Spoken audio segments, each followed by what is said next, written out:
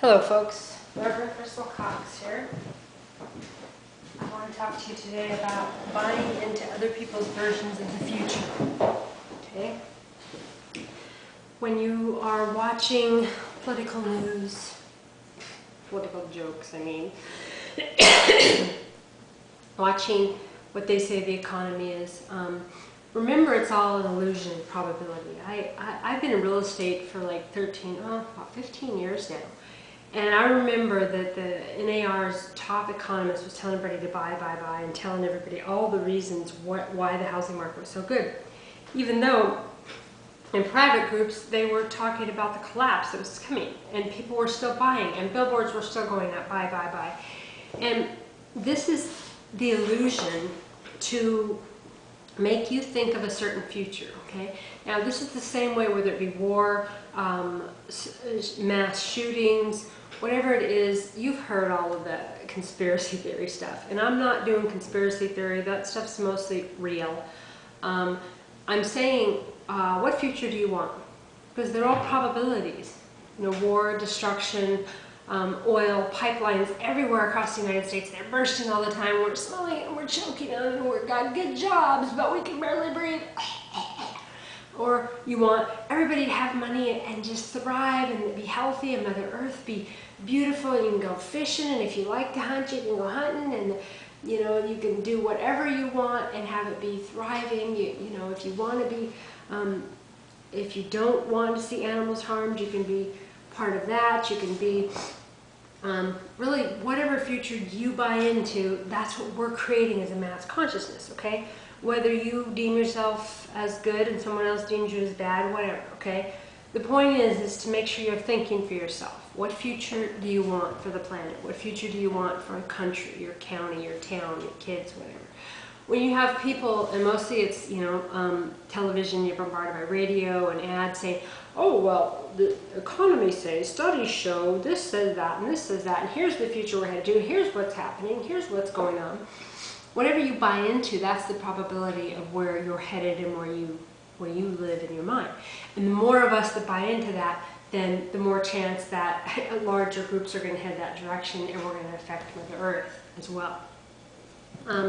Did you see, it was a while back, I think it was Brazil or some country was saying that, that they didn't call it Mother Earth, but saying Earth was a living organism and had rights. You know, like civil rights, like human rights, but had rights.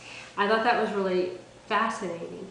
You know, if Mother Earth all of a sudden said, you can't do this, you can't do that, you can't do this, which, you know, she's kind of going to be doing with floods and fires and volcanoes and, you know, whatever. We're still digging in, we're still bringing up oil, and we don't need oil. The rich oil barons need oil. We don't need oil. Okay? There's electric cars, there's propulsion, there's things that go, there's magnetic motors. We don't need gas and oil and all that toxins. There was a study done here recently in Washington State about people that live closer to freeways have more asthma. And the schools and the rec centers, everybody has asthma. Okay, they're smelling that diesel. We don't need diesel, we don't need pulp mills, we don't need all these toxins going into the air and the carbons and all this stuff that's causing global warming. We don't need any of it, okay? We have technology now, we don't even really need paper, right? And if we do have paper, we can create it in another way. All of this stuff needs to stop right now. But whatever future you buy into, if you buy into the future, well, we gotta create more jobs. So we gotta create more of these factories spewing toxins. We got to create more things that burn and that burn our throats, and we're burning like sugarcane fields, and we have these paper mills and the toxins, and we're, you know, oil, and we're strip mining, we're strip logging, and we're doing all this because we got to create all this money, and, you know, and we're just, we're dying of it, you know. You get all these toxins in your lungs, you get, yeah, I'm dying from that. I'm getting over a flu, but, I sometimes struggle with it. I think we all do, of buying into someone else's version of the future. You know, the future can be many different probabilities, and so make sure that you're choosing it. You know, you're buying it. What you're watching on TV, what you're buying into. I never got like the zombies thing. That I sometimes accidentally watch it. People are so into it. Watching dead people walk around and decay, that's entertainment, that's fun. I don't get it. I don't want to get it. And I don't want to really be close friends with someone who does. That's not about judging or not judging. That's about being like mind and like attraction. I just don't know what I'm going to have to talk about with someone who likes to watch dead people walking around, you know, like murder shows and people bleeding out and horror movies. You know, you can say, oh, well, you have your movies and I have my movies and whatever. No. I don't want to fall in love with someone who likes horror movies. Ew, you know, if killing and if that kind of energy is what you thrive on, and I don't want to be in that intimate energy, downloading that sexually, emotionally, spiritually. And to me, it's about what future you're creating all the time, what you're watching, what you're buying into, what you find as entertainment, and what you're doing every day, you know. Anyway, just whatever it is that you want your future to be. If you want it to be zombie apocalypse, you like that, you want this version, that version, whatever you want, just make sure you're deciding it.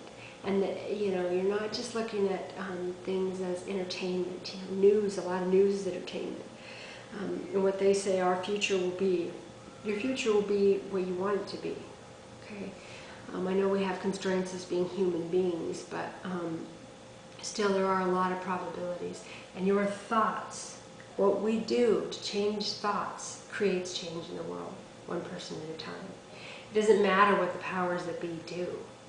If enough of you are thinking things in a good way, of the light, of healing, of a toxin-free world, and no violence and equality and just good things, that's what we're going to create.